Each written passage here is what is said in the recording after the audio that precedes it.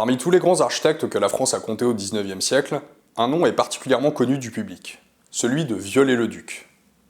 Cet architecte romantique, fasciné par le Moyen-Âge, a en effet eu un impact considérable sur toute une époque. On lui doit notamment la restauration de certains de nos édifices nationaux les plus célèbres, comme la cathédrale Notre-Dame de Paris, la basilique de Vézelay ou encore la cité médiévale de Carcassonne. On a dit de lui le meilleur comme le pire, car bien souvent, il ne s'est pas contenté de restaurer les édifices dont on lui a confié la responsabilité. Il les a réinventés selon son propre goût. Je vous raconte aujourd'hui l'histoire du plus célèbre des architectes du XIXe siècle, Eugène Viollet-le-Duc.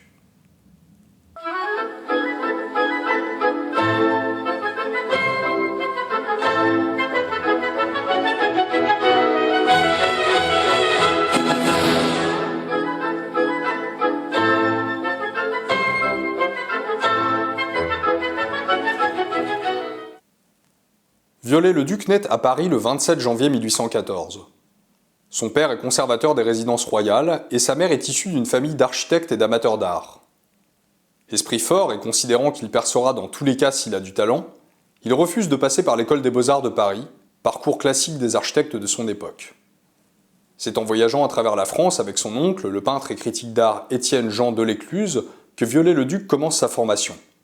À l'occasion de ces voyages, il dessine les édifices qu'il voit et développe ainsi une véritable passion. Delécluze, bien intégré dans les milieux artistiques, le fait connaître, ce qui lui donne l'opportunité d'exposer ses dessins. La France que Viollet-le-Duc parcourt pendant ses voyages des années 1830 est peuplée de ruines. La Révolution de 1789 et les années qui l'ont suivi ont conduit à un vandalisme sans précédent contre le patrimoine architectural du pays. Des milliers d'édifices religieux et de châteaux ont été totalement rasés ou profondément mutilés. Les abbayes, qui n'ont pas été transformées en carrières de pierre, sont bien souvent tombées en ruine suite à leur abandon. D'innombrables églises ont été détruites, et celles qui ont survécu ont bien souvent été saccagées. Mais rapidement après la Révolution, des personnalités politiques prennent conscience de l'inestimable valeur des édifices détruits et de la nécessité de préserver le patrimoine architectural du pays. C'est ainsi qu'apparaît la notion de monument historique à la fin des années 1810, largement alimentée par la fascination du courant romantique pour le passé. En 1830, le roi Louis-Philippe valide la création d'un poste d'inspecteur des monuments historiques, chargé d'identifier et de préserver les édifices considérés comme dignes d'intérêt. L'un des premiers titulaires du poste est l'écrivain et historien Prosper Mérimée, qui l'occupe de 1834 à 1860. Et c'est précisément Mérimée qui va confier à Viollet-le-Duc son premier chantier, la restauration de la basilique Sainte-Marie-Madeleine de Vézelay, en Bourgogne. L'édifice, saisi comme bien national pendant la Révolution, avait été largement détérioré dès 1790. En 1840, l'église abbatiale subsiste encore, mais elle est dans un état de dégradation extrêmement avancé, si bien que les architectes les plus chevronnés considèrent qu'elle n'est pas sauvable. Ils refusent le chantier, considérant qu'il faut détruire la Madeleine. Face au désistement des architectes, Mérimée propose le chantier au tout jeune Viollet-le-Duc, âgé de 26 ans, et dont il avait apprécié les travaux graphiques et les publications. Il fallait du courage pour se lancer dans un projet architectural aussi dangereux, et la tâche correspondait au profil atypique de Viollet-le-Duc. Le nouvel architecte échafaude la tour de la façade et la reprend en sous-œuvre. Il reconstruit les voûtes des nefs, ainsi que les arcs-boutants et les contreforts. Il s'agit d'une véritable chirurgie d'urgence, qui sauve in extremis un des édifices les plus spectaculaires de l'architecture monastique de la chrétienté. Mais Viollet-le-Duc dépasse également ses prérogatives de restaurateur, et c'est là que son travail a été critiqué. Pour restituer l'unité romane de l'édifice, il remplace par exemple le cloître gothique détruit pendant la Révolution par des galeries d'arcades romanes. Cela met en avant la méthode de l'architecte et sa conception de la restauration. Viollet-le-Duc considère qu'il ne doit pas seulement consolider un édifice menacé par la ruine, il doit le recomposer. Il s'agit moins pour lui de remettre cet édifice dans l'état dans lequel il se trouvait à telle ou telle époque de son histoire, que de le reconstruire tel qu'il devrait être, conformément à un principe d'unité stylistique. Si bien que certaines de ces restaurations équivalent en fait à des créations originales. Une telle méthode questionne la responsabilité de l'architecte, face à des édifices qui n'ont finalement jamais cessé d'évoluer à travers leur histoire. Faut-il les restituer tels qu'ils étaient au Moyen-Âge, à la Renaissance ou bien à la veille de la Révolution? Existe-t-il une identité originelle et absolue d'un édifice, ou faut-il le considérer à travers les évolutions complexes de son histoire? Ces questions sont propres au XIXe siècle, tout comme la notion de monument historique, qui n'existait pas sous l'Ancien Régime. Cette quête de pureté initiale accompagne les dynamiques du romantisme, de la sensation du temps qui fuit et de la tentative de se réapproprier un passé perdu. Alors faut-il jeter la pierre à Viollet-le-Duc pour sa quête d'unité stylistique ? Force est de reconnaître qu'il avait une approche intime et extrêmement poussée du Moyen-Âge, époque où l'architecture était considérée comme un art sacré. La cathédrale gothique est dans son essence même, et comme par analogie, une expression terrestre du monde céleste, c'est-à-dire un espace parfaitement ordonné, où chaque élément est à sa place. La blessure de la Révolution et l'entrée dans les temps modernes ravivent l'intérêt pour le Moyen-Âge, époque de grande ferveur religieuse, perçue comme un temps de plénitude sacrée. La tentative d'unité stylistique de Viollet-le-Duc s'approche d'un paradis perdu architectural, qui n'est pas sans rappeler la notion de cloche fêlée, propre aux poètes de l'époque, comme par exemple Charles Baudelaire. Au XIXe siècle, le poète rêve d'une langue idéale, cloche non fêlée, qui comblerait la blessure du langage imparfait.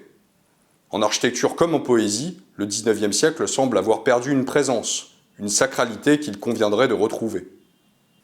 Les considérations d'unité de Viollet-le-Duc trouvent une nouvelle application dans un chantier très prestigieux, celui de Notre-Dame de Paris, à partir de 1843, qu'il réalise en collaboration avec Jean-Baptiste Lassus.